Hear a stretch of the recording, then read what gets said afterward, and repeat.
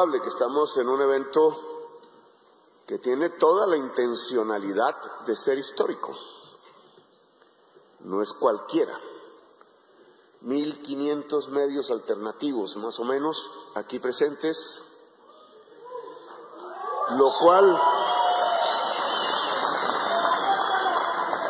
unidos, sin ser homogéneos, porque queremos conservar ese espíritu multicolor que significa la democracia per se, la enorme cantidad de todos los colores, de expresiones culturales, de análisis, de visiones del mundo, del país, de lo local, de lo regional, esa enorme constelación diversa que es una de nuestras principales riquezas como sociedad, pero que pareciera querer ser aplastada por una homogenización de las mentes, un pensamiento único que, si ustedes lo analizan bien, sale a partir de los grandes medios de comunicación, pero se financia fundamentalmente con los grandes capitales en el país.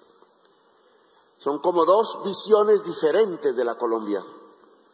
Una voz unida a través del poder del dinero que trata de manipular la conciencia popular hacia los intereses exclusivos, egoístas muchas veces, de los propietarios de esos medios de comunicación, y otro intento por lograr que cada ciudadano y ciudadana de Colombia tenga una apreciación mucho más objetiva de diversas fuentes de la realidad que está viviendo en su existencia y en el país. Son dos caminos diferentes, dos realidades diferentes, y yo tengo que decirlo porque desde hace muchos años lo pregono, que este gobierno está del lado de lo multicolor, de lo diverso, de la pluralidad, de la democracia y no del pensamiento único y homogenizador. Este gobierno está del lado del pueblo y no del gran capital.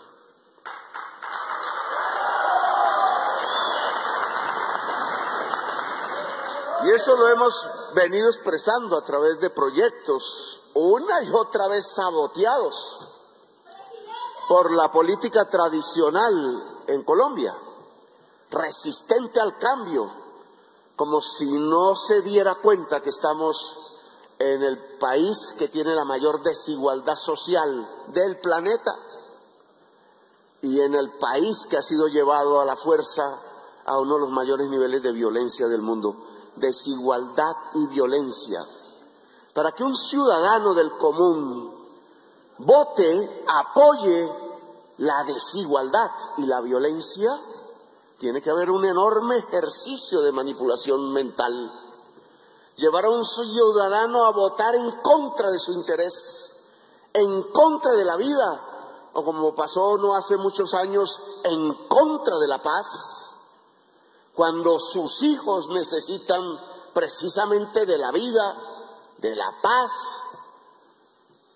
Es uno de los contrasentidos históricos mayores que una sociedad en el planeta tenga, y que solo se debe a un enorme esfuerzo con inversiones billonarias de recursos para la manipulación de la mente en Colombia, del ciudadano en Colombia, para que vote en contra de sus intereses y siga apoyando una maquinaria corrupta y sanguinolenta que nos ha conducido a ser una sociedad en vías de degradación, casi de extinción, si es que la resistencia del pueblo no asomara como ya asomó, y por eso nos dio el triunfo en el año 2022. Este es el contexto en el que nos movemos y se mueve esta reunión. Aquí yo no quiero incidir, nunca lo he querido, en los contenidos que se expresan en cualquier medio de cualquier rincón de Colombia. Lo que sí queremos es que aparezca esa diversidad, esa manera plural de informar, no sesgada, no de una sola manera, no interesada. Y por eso estamos aquí con ustedes. Y hemos apoyado este evento. La historia de Colombia, el discurso del compañero Rentería, creo que tenía que ver con ello. ¿Algo largo? Los míos también son largos, los míos también se alargan a veces, pero el discurso, el recorrido histórico de la comunicación en Colombia que él inició en su lectura, pues es fundamental para comprender por qué Colombia lleva 75 años de violencia permanente. En pasada ocasión, frente a la FRIP y a el vocero de la Corte Interamericana de Derechos Humanos para la Libertad de Prensa, hace unos 4 días, hoy ese discurso va a ser presentado a toda Colombia, porque fue manipulado también, recortado para que no se conociera por parte de la sociedad colombiana lo que el presidente de la República está diciendo y denunciando. Ocultar al presidente, silenciar al presidente, es lo que ha querido el gran poder económico en Colombia, silenciar a como dé lugar al presidente, manipular sus ideas, manipular sus frases, recortarlas para que digan lo contrario de lo que diga el presidente. Una tarea que todos los días hacen los grandes medios de comunicación, tratando hasta ahora infructuosamente de quitarle a este gobierno el apoyo popular. Ellos saben muy bien que si lograsen quitarle el apoyo popular al gobierno, aquí habría un golpe de Estado inmediato. Inmediato. Es el abrebocas, es la antesala al golpe de Estado, que no es como en Chile, que se conmemoró ayer, creo, un año más de ese 11 de septiembre de 1973, que comenzó, si ustedes recuerdan, con la orden a la Fuerza Aérea chilena de bombardear las antenas de radio para que el país quedara en silencio, que pudiera permitir entonces la barbarie, que fue lo que aconteció, incluida la muerte del presidente Allende. El lunes vamos a recibir el retrato que nos envía una artista chilena de Salvador Allende y lo vamos a colgar en el Palacio de Nariño, en homenaje a un hombre que supo, a pesar del miedo y del temor y de las bombas, quedarse con su núcleo pequeño de compañeros y compañeras en el Palacio de la Moneda y sabiendo que iba a morir, resistir hasta el último momento solamente para que quedara en el corazón de cada ciudadano latinoamericano viva la bandera de la libertad, de la igualdad y de la fraternidad humana.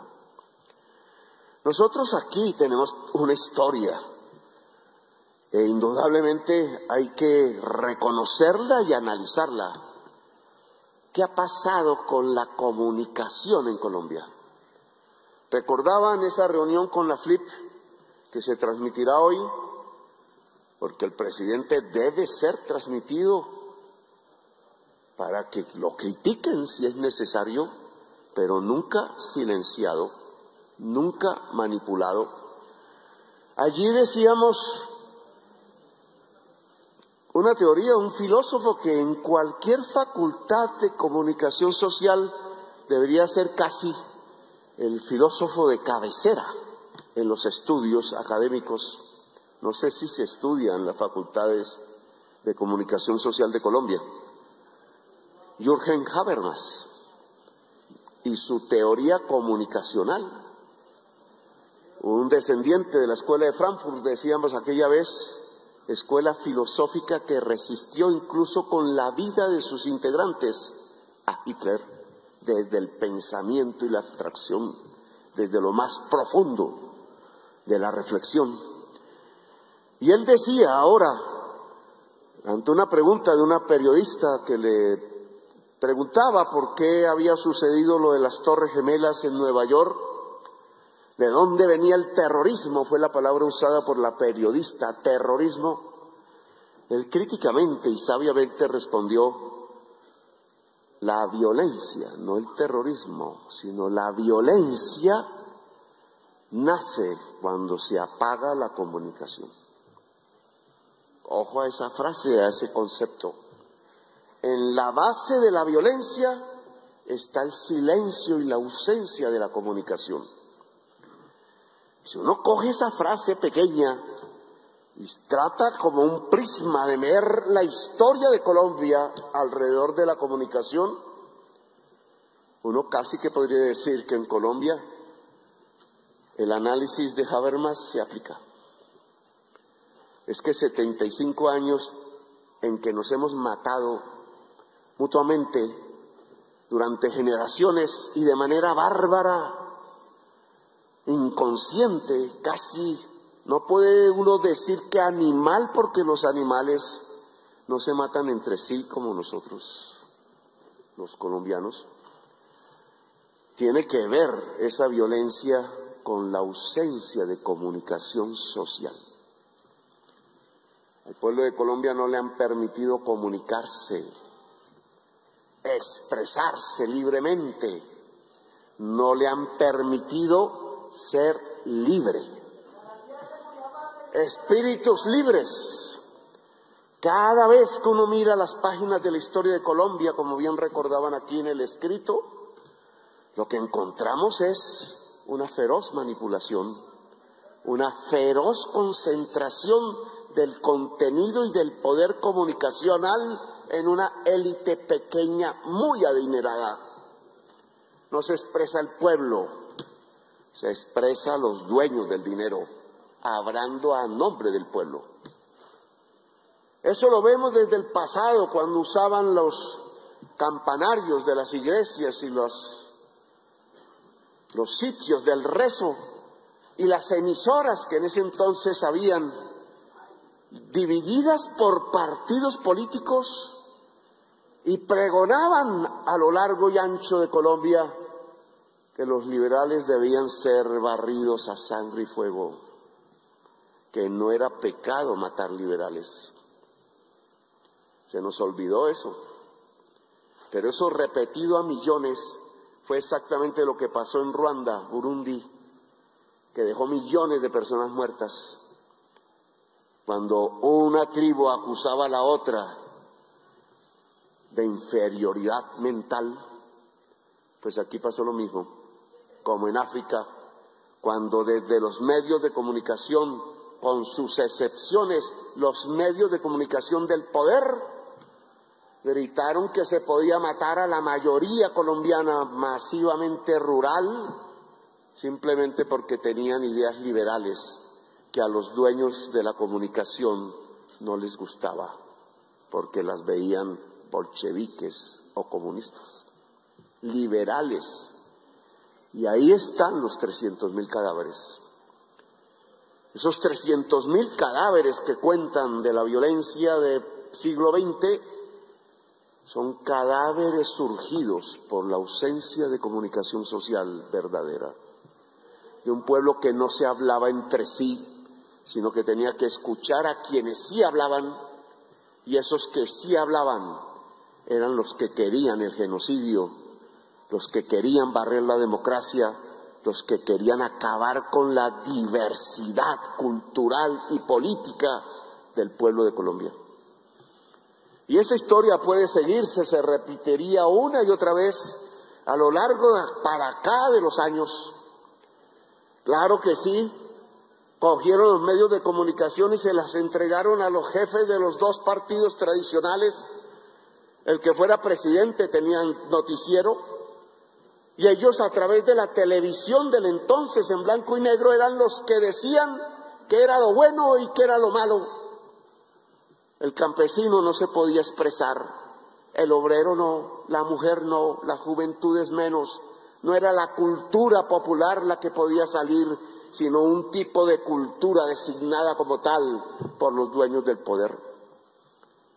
Y después, lo que tenemos hoy, la decisión a finales del siglo XX de entregarle los medios de comunicación ya no a los expresidentes de los partidos tradicionales. Alguna vez el M19 tuvo uno, AMPM, de ahí surgió Holman Morris y la señora Gurizati, qué paradoja. Ambos jovencísimos. AMPM le quería decir a sus periodistas y reporteros: sean libres, digan la verdad. Y lo cerraron. Cerraron a AMPM porque era el noticiero de la rebeldía y de la verdad.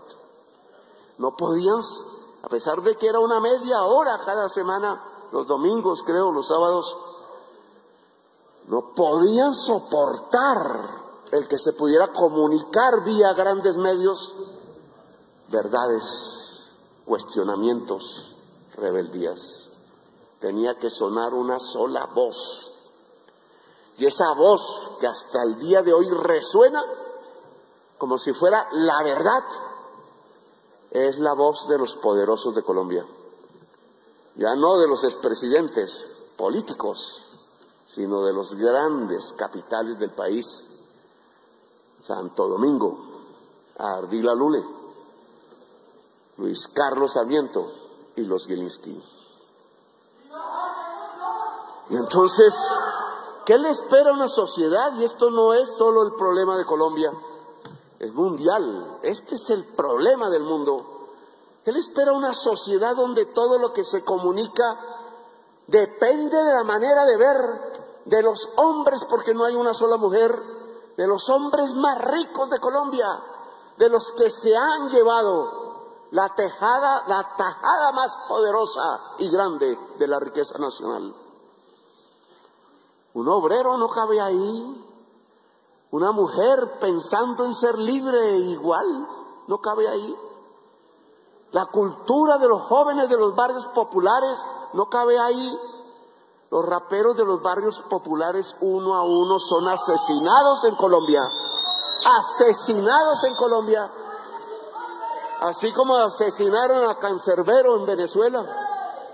Aquí sucede lo mismo, pero más políticamente, es cerrar la voz del diferente, matándolo, como matan al grafitero, como hicieron cuando me sacaron de la alcaldía de Bogotá en un golpe de Estado arbitrario. Lo primero que hicieron fue con pintura gris tapar todos los grafitis hechos por la juventud en el centro de Bogotá. Silenciar era la orden de Pinochet, la hora del silencio para poder desatar la barbarie. Sí, en Colombia no hay sino una voz en los grandes medios de comunicación, ministro: la voz del poder del dinero y su capacidad de manipulación para que ellos sigan siendo los dueños del poder del dinero y para que el país siga siendo desigual, violento y antidemocrático, porque en medio de ese autoritarismo y en medio de ese caos de la violencia, ellos van llevándose las ganancias de la salud, del trabajo de los colombianos, del esfuerzo nacional, que terminan en las arcas podridas fuera del país de los ricos más ricos de Colombia.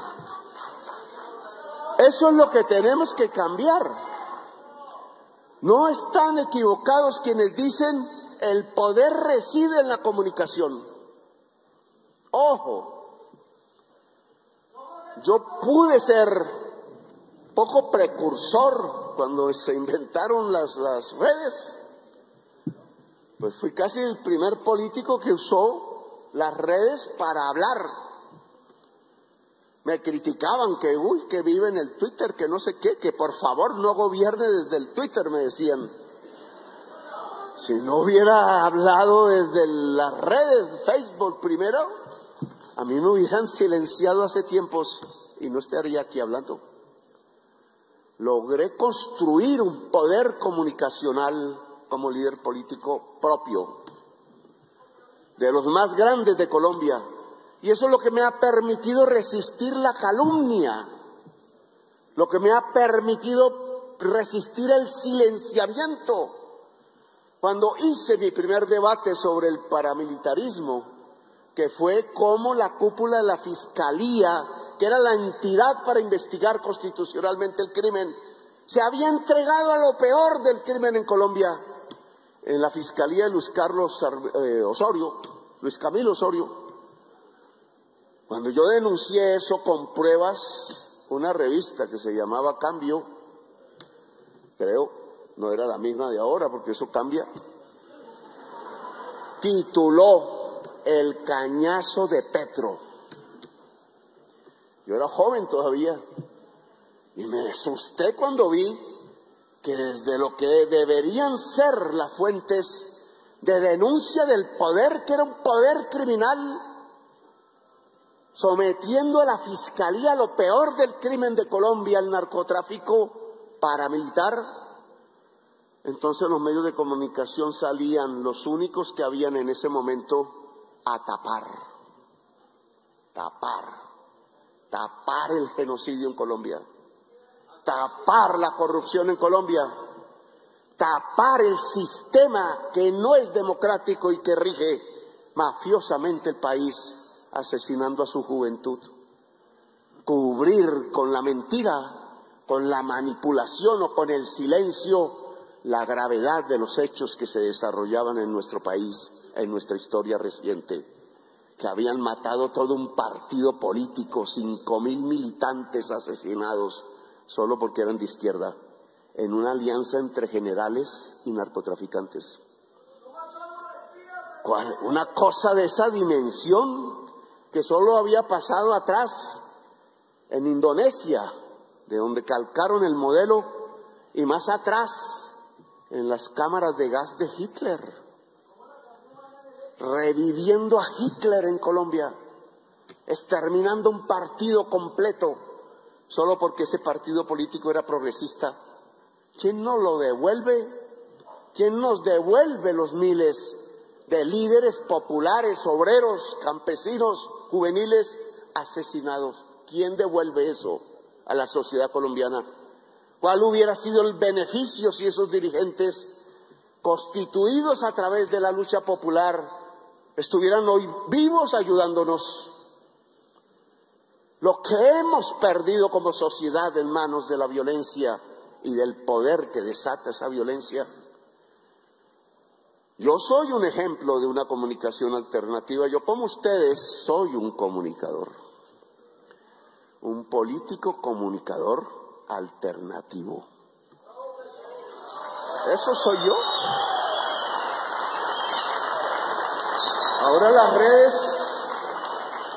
Ahora las redes, por haber demostrado su capacidad alternativa en el mundo entero, ahora las redes son compradas por los más ricos del mundo, como hicieron aquí en Colombia.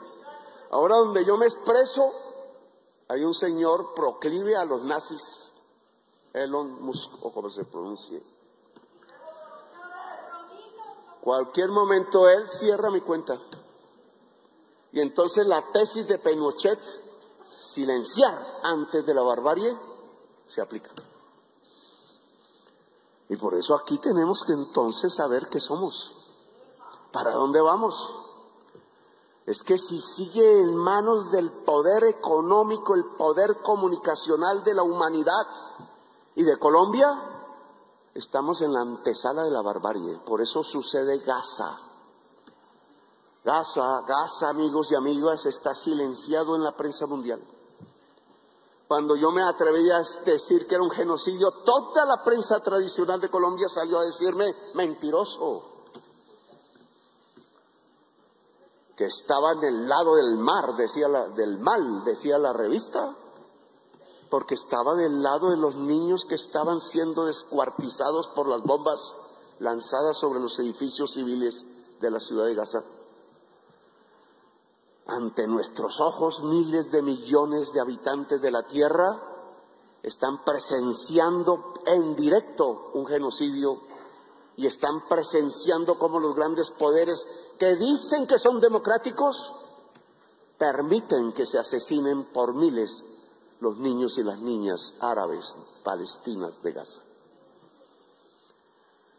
La prensa nacional tradicional no ha sido capaz de denunciar el genocidio porque el poder económico está del lado de Israel. De Netanyahu, porque yo no quiero hacer estigmatización de los israelíes que hoy se levantan como un pueblo contra el tirano. El genocidio en Gaza caerá cuando el pueblo de Israel tumbe su gobierno. Paradoja, pero es lo que está ocurriendo.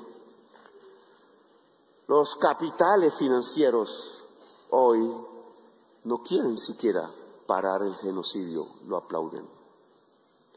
Porque ahí en Gaza se está experimentando la barbarie que va a ser aplicada a toda la humanidad.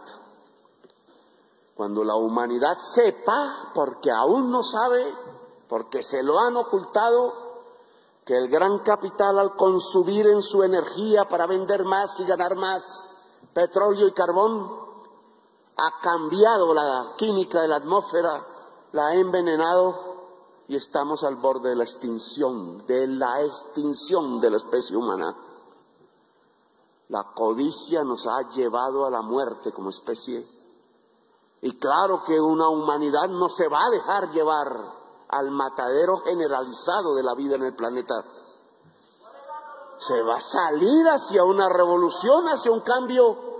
Y entonces el poder mediático trata de alatargar, de perder el tiempo de la vida, manipulando las conciencias. El problema no aparece, no se discute. ¡Ay, la ciudad más grande de Colombia racionando el agua!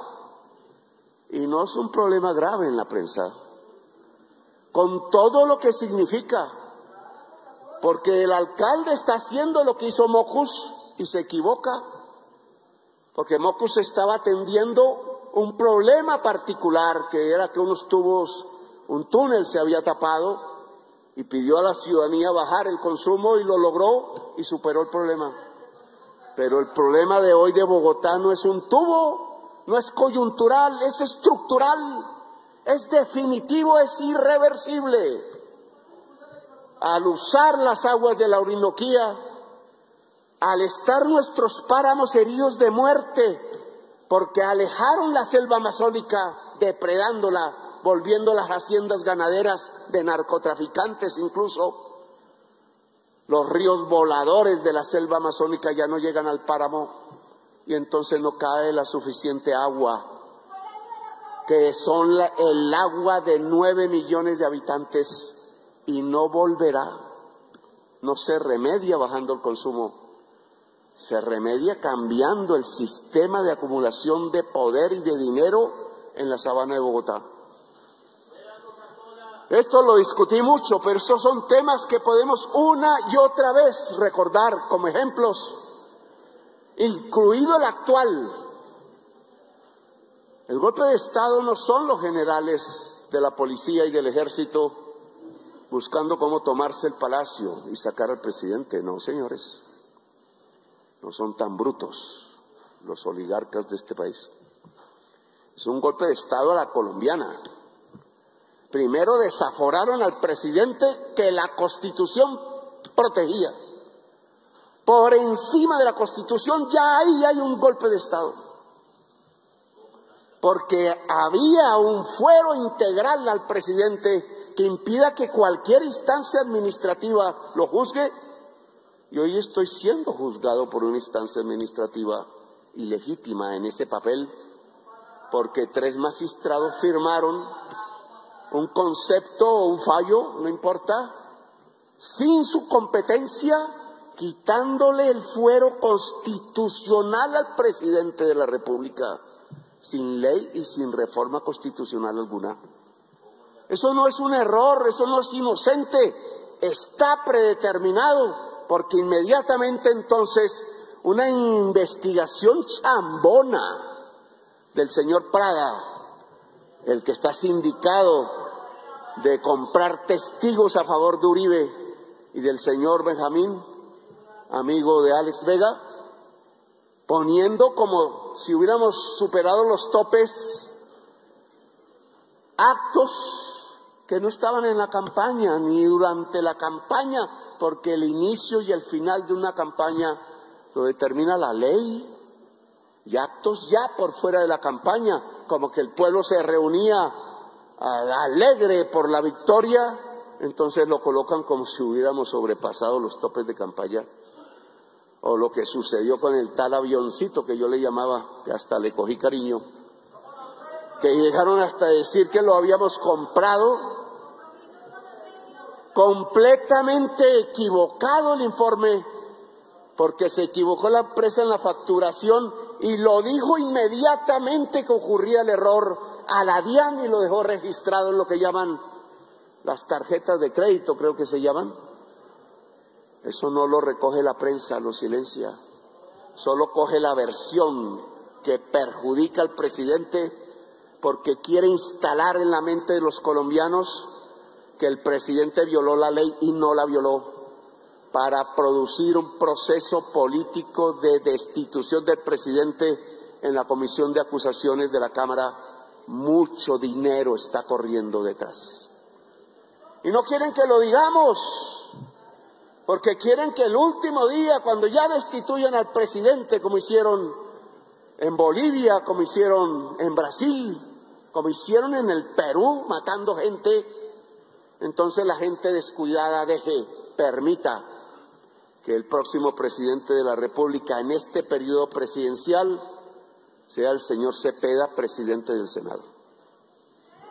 Oiga, el triunfo popular del 2022, el hecho histórico que permitió que por primera vez la fuerza popular se liberara de la manipulación de los compradores de voto y del engaño de los medios y se liberara a partir de votar por Petro, esa inmensa fuerza de 11,5 millones de votantes que ningún presidente en la historia de Colombia ha tenido.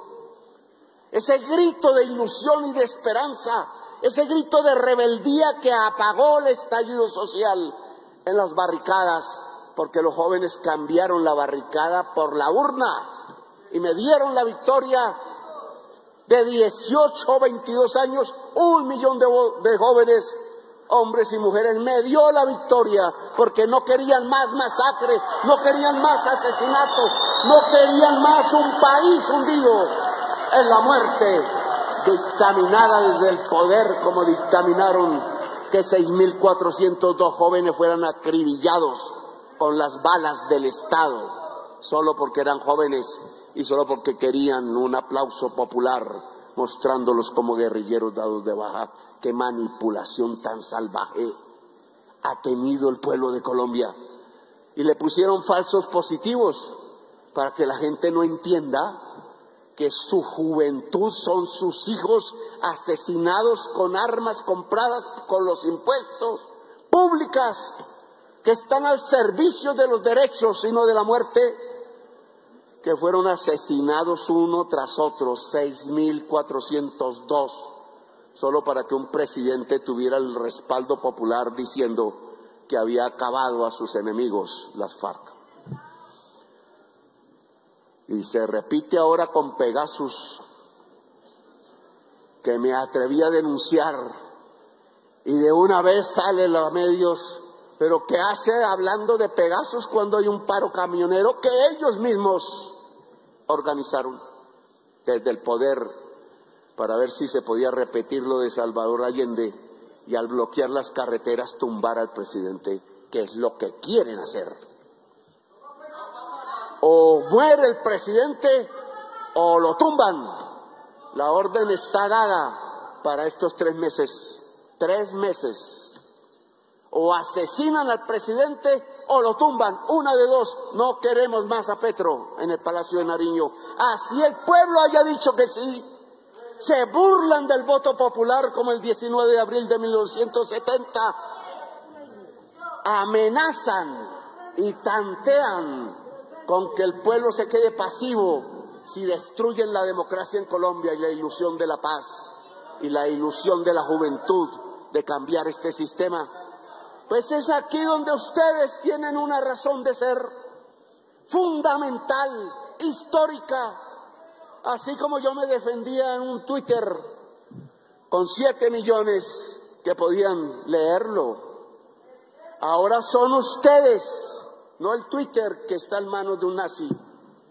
Ahora son ustedes, esas 1.500 pequeñas empresitas individuales o colectivas, tratando de forjar la comunicación social desde la base misma del pueblo.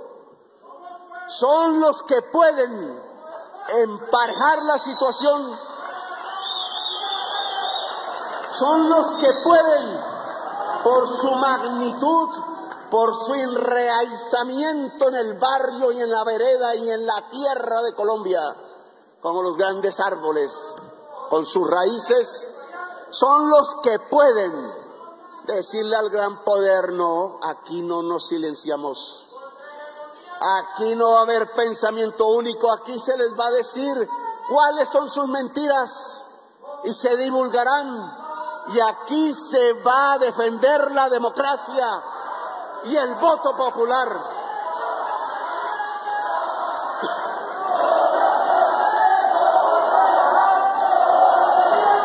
Esa consigna que ustedes están diciendo ahora, que yo repetí en la Plaza de Bolívar de Bogotá, cuando el fascista Ordóñez quería acabar con el voto popular de los bogotanos, esa frase que es recogida de las ciudades de Europa que heroicamente se morían de hambre antes de dejar pasar a los fascistas y los nazis para hundir la humanidad en la oscuridad de la muerte, no pasarán.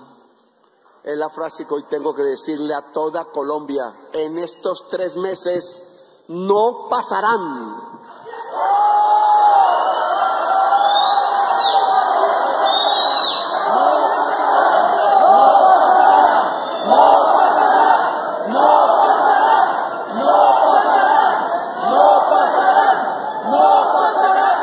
Ser claro con lo que voy a decir, porque soy hijo de la Constitución del 91, porque soy hermano de la generación de jóvenes que murieron y que lucharon por derogar la Constitución vetusta de 1886 y lo lograron.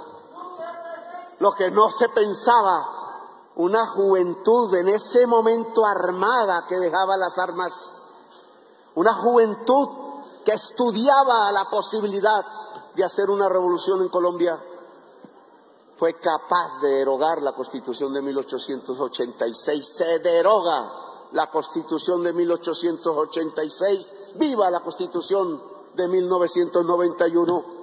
Yo soy hijo de esa generación, hermano de esa generación.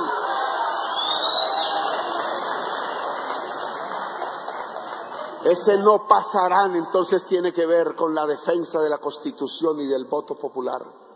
No se puede repetir un 19 de abril de 1970, porque sabemos que nos llevó a una violencia por generaciones, como llevó por generaciones la violencia el asesinato de quien iba a ser presidente de Colombia, Jorge Eliezer Gaitán. Lo sabemos en nuestra propia historia. Está marcado en nuestra memoria y en nuestra sangre, pero quieren repetirlo en estos 3 meses, los ignorantes, que no saben qué están desatando. A un golpe de Estado se le responde con una revolución. Y quiero ser claro en este concepto. No hay otra forma de detener un golpe de Estado que nos lleve a generaciones por delante de violencia que con una revolución del pueblo. El pueblo movilizado de manera generalizada, que no es una marcha más o llenar de nuevo la Plaza de Bolívar como tantas veces, no. Es un pueblo que apunta a tener el poder. Y tener el poder es tener el poder de comunicar, de no dejarse silenciar y de decir verdades verdaderas. Y ese poder lo tienen ustedes. Mientras estemos en este gobierno, ministro, incluso por directiva presidencial, se aplica la ley de los tercios.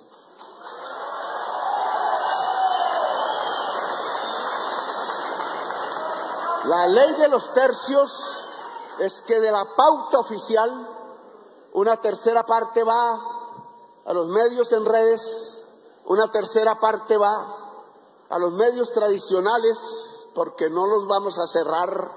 Nosotros no somos como los que cerraron a MPM, o los que cerraron a Cambio, o los que pervirtieron una revista como Semana. Nosotros no somos los que se compraron El Espectador para arrodillarlo al poder económico. Nosotros no cerraremos medios. La orden de apoyar y cuidar a cada periodista en las regiones está dada, porque el poder mafioso asesina al comunicador, porque al asesinar al comunicador la sociedad queda indefensa y en sus manos. La hora del silencio que antecede a la barbarie, también en Colombia, en cada región, allá en Cúcuta o allá en Córdoba, matando periodistas porque dicen la verdad. Y porque al decir la verdad construyen una revolución en las mentes y critican y desestabilizan el poder de las mafias locales. Por eso matan periodistas. No matan al periodista arrodillado, no matan al periodista que solo repite como loro la ideología de los dueños del capital, que son sus patrones. No, matan al que critica, matan al que devela la desnudez del poder, porque encuentra cómo a nosotros nos gobiernan desde las mafias del narcotráfico con los que se compran los votos de los ciudadanos. Pues eso es lo que tenemos que cambiar en Colombia, ministro. La ley de tercios, que no es ley, presentémosla.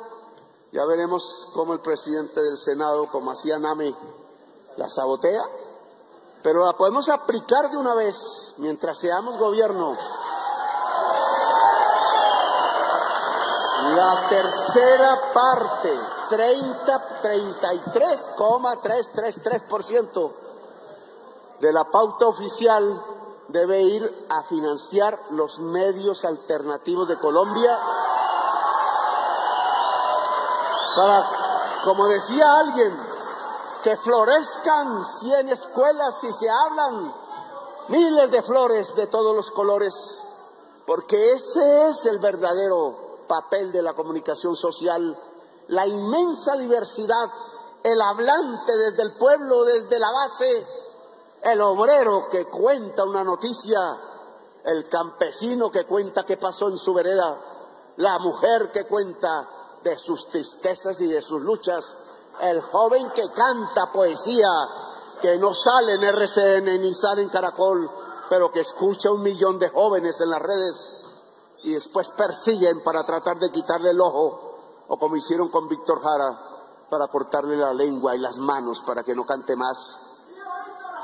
Ese trabajo de nuestros comunicadores debería mostrar el largo listado de líderes populares, jóvenes, creadores de arte, asesinados en Colombia.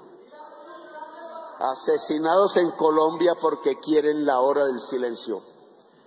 Bueno, financiar es empoderar. Y si la comunicación alternativa se empodera el pueblo de Colombia. Es el poder lo que se está discutiendo, no es ni siquiera el gobierno.